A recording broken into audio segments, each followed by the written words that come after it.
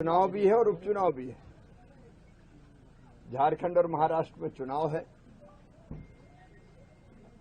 मैं तो आजकल झारखंडी हो गया हूं। वहीं रह रहा हूं। सर, झारखंड में कांग्रेस ने गारंटियां दी, सीटें पता नहीं है मल्लिकार्जुन खड़गे जी को।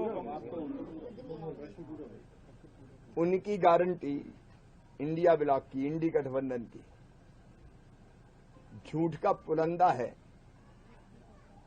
क्योंकि जेएमएम और कांग्रेस ने पिछली बार भी गारंटियां दी थी।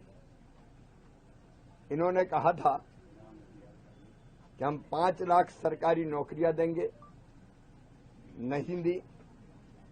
इनने चुनाव भी है और प्रसिद्ध लोक गायिका शारदा सिन्हा के निधन पर केंद्रीय मंत्री शिवराज सिंह चौहान ने कहा कि वे शारदा सिन्हा के चरणों में श्रद्धा के सुमन अर्पित करता हूं।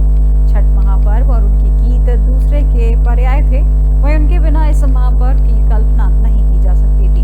छठ मैया उन्हें अपने चरणों में स्थान दे। सबसे पहले मैं ऐसी गायिका जिनके बिना छठ महापर्व की कल्पना नहीं की जा सकती, स्वर्गीय शारदा सिन्हा जी के चरणों में श्रद्धा के सुमन अर्पित करता हूं। छठ महापर्व और उनके गीत एक दूसरे के पर्याय थे। उनके बिना इस महापर्व की कल्पना नहीं की जा सकती थी और छठ के दिन ही उन्होंने देवलोक गमन किया। छठ मैया उन्हें अपने चरणों में स्थान दे, उनकी दिवंगत आत्मा को शांति दे। उनके चरणों में प्रणाम। सबसे पहले सूर्य उपासना और अटूट श्रद्धा का 4 दिवसीय छठ महापर्व मंगलवार को नहाय खाए के साथ शुरू हो गया है। पूर्वांचल वासियों ने इस महोत्सव की शुरुआत के लिए यमुना नदी, पश्चिमी यमुना नहर, तालाबों और अस्थायी घाटों पर स्नान किया। उसके बाद व्रत शुरू करने वाले श्रद्धालुओं ने परंपरा के अनुसार घी में पकी लौकी की सब्जी और भात ग्रहण किया, जिसे प्रसाद का रूप माना जाता है। इस पर्व के शुरू होते ही राजधानी में पूर्वांचल बहुल क्षेत्रों में छठ पूजा की रौनक नजर आने लगी है। पूजा सामग्री से बाजार भरे हुए हैं और श्रद्धालु जमकर खरीदारी कर रहे हैं। वहीं पर श्रद्धालु पूजा सामग्रियों के साथ प्रसाद के लिए गुड़, घी, सूप, दौरा और मौसमी फल के और अन्य आवश्यक सामान खरीदने में व्यस्त हैं। हालांकि यमुना नदी के किनारे श्रद्धालुओं को गंदगी का सामना करना पड़ा, जहां अधिकतर जगहों पर जल का दूषित होना और घाटों पर कचरा देखकर श्रद्धालुओं में निराशा दिखी। आपको बता दें कि छठ पर्व सूर्य देवता की उपासना का पर्व है, जिसमें सूर्य की किरणों से मिलने वाली ऊर्जा और स्वास्थ्य का विशेष महत्व होता है। यह पर्व न केवल सूर्य के प्रति आस्था का प्रतीक है, बल्कि परिवार के कल्याण और समृद्धि की कामना का भी प्रतीक है। मान्यता है कि इस पर्व को सच्चे मन से करने से सभी इच्छाएं पूर्ण होती हैं और मनवांछित फल की प्राप्ति होती है। वहीं एमसीडी ने छठ पूजा के दौरान घाटों पर रोशनी की बेहतर व्यवस्था के लिए प्रति वार्ड 40,000 रुपए की राशि जारी की है। इसके अलावा एमसीडी का इलेक्ट्रिकल विभाग अपने कर्मचारियों को इस कार्य के लिए तैनात करेगा। एमसीडी का कहना है कि इस व्यवस्था से पूजा के लिए आने वाले महिलाओं और बच्चों की सुरक्षा में भी मदद मिलेगी। इसके अलावा एमसीडी छठ घाटों पर साफ सफाई की स्वच्छता का भी विशेष ध्यान रखेगी।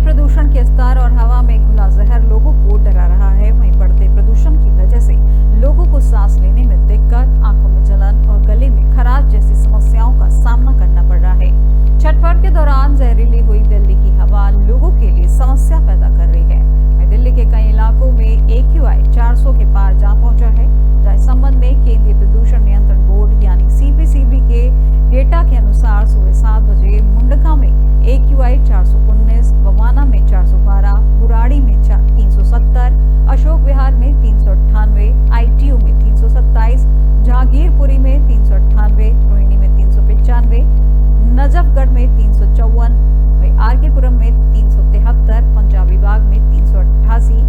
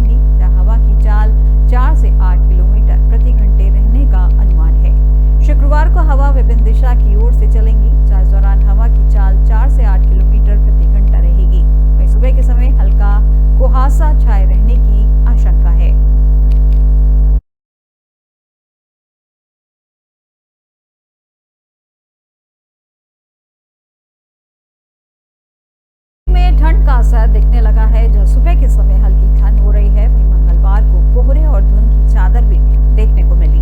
दिन भर मौसम धुंधला रहा, जहां अधिकतम व न्यूनतम तापमान सामान्य से 2 अधिक डिग्री रहा। वहीं अब 15 नवंबर के बाद तापमान में गिरावट होने की उम्मीद है। वहीं इससे ठंड का एहसास ज्यादा होगा। आपको बता दें कि दिल्ली में मंगलवार को अधिकतम तापमान सामान्य से 2 डिग्री अधिक यानी 32.6 डिग्री और न्यूनतम तापमान सामान्य से 2 डिग्री अधिक यानी 17.6 डिग्री सेल्सियस दर्ज किया गया। रिज की सुबह अन्य इलाकों में मुकाबले में ठंड रही। वहीं पर यह तापमान 13.9 डिग्री दर्ज हुआ, जबकि नरेला में अधिकतम तापमान सबसे कम 29 डिग्री सेल्सियस रहा। मौसम विभाग के अनुसार 6 से 11 नवंबर के बीच अधिकतम तापमान 32 से 33 डिग्री और न्यूनतम तापमान 16 से 17 डिग्री के बीच रहने की संभावना है। सुबह व शाम को हल्की ठंडक का एहसास होगा, लेकिन दोपहर के समय गर्मी परेशान करेगी। इसके साथ ही मौसम विभाग के अनुसार जब तक पहाड़ों पर पर्याप्त बर्फ नहीं होगी, तब तक उत्तर पश्चिमी हवाएं मैदानी इलाकों में ठंड नहीं लाएंगी। जम्मू कश्मीर में 10 और 12 नवंबर के बीच एक पश्चिम विक्षोभ आएगा, लेकिन उसके कमजोर होने के कारण उससे मैदानी इलाकों में ठंड नहीं होगी।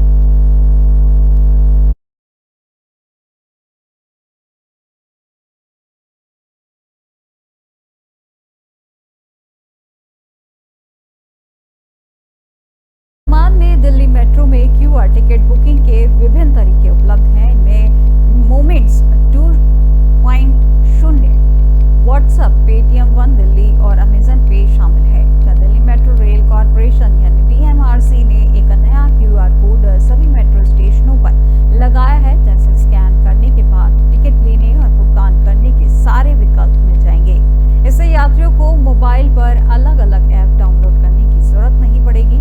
मेट्रो अधिकारियों ने बताया कि वर्तमान में दिल्ली मेट्रो में QR टिकट बुकिंग के विभिन्न तरीके उपलब्ध हैं। इनमें momentum 2.0, WhatsApp, Paytm one Delhi और अमेजॉन पे है। जिस सुविधा को एकीकृत करने और डिजिटल टिकटिंग सुव्यवस्थित करने के लिए QR कोड जारी किया गया है। स्मार्टफोन से QR स्कैन करने के बाद इसमें टिकट लेने के सभी माध्यम पर जाने की ऑप्शन आ जाएगा। वह यात्रियों को जिसमें सुलभ होगा उस ऑप्शन का चयन कर टिकट ले सकेंगे।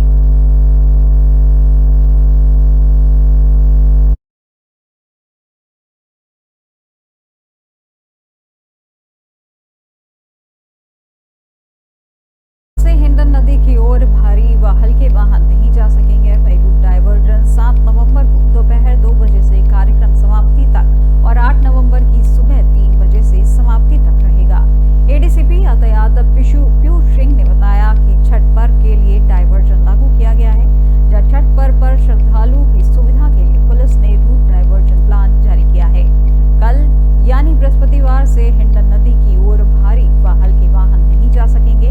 वही रूट डायवर्जन 7 नवंबर को दोपहर 2 बजे से कार्यक्रम समाप्ति तक और 8 नवंबर की सुबह 3 बजे से समाप्ति तक रहेगा। ADCP यातायात पीयूष सिंह ने बताया कि छठ पर्व के लिए डायवर्जन लागू किया गया है।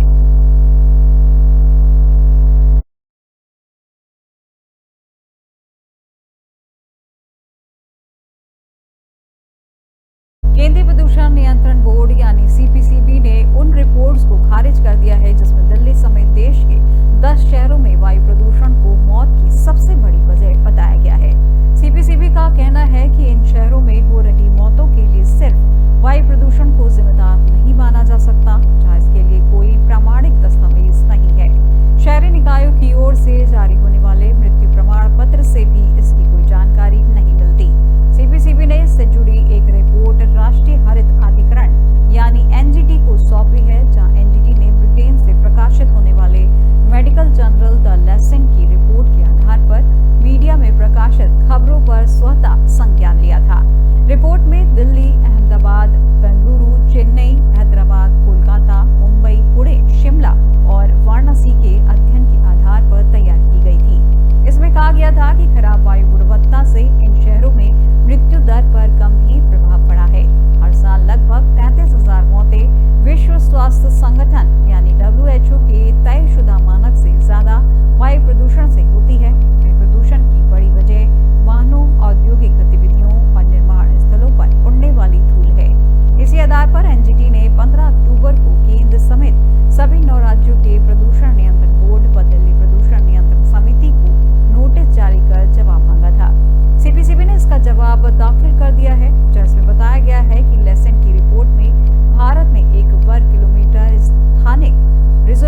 पर रोजाना औसतन PM 2.5 सांद्रता की गणना 2008 से 2020 तक की गई थी।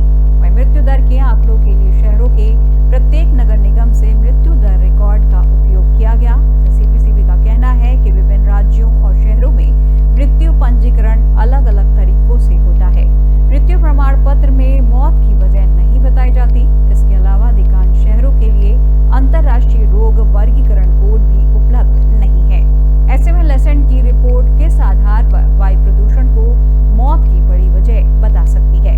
CPCB ने रिपोर्ट में कहा कि PM 2.5 और अन्य प्रदूषकों के कारण श्वसन संबंधी और इससे जुड़ी बीमारियों को प्रभावित करने वाले कारकों में से एक है, जिससे स्वास्थ्य पर कई कारकों का प्रभाव पड़ता है।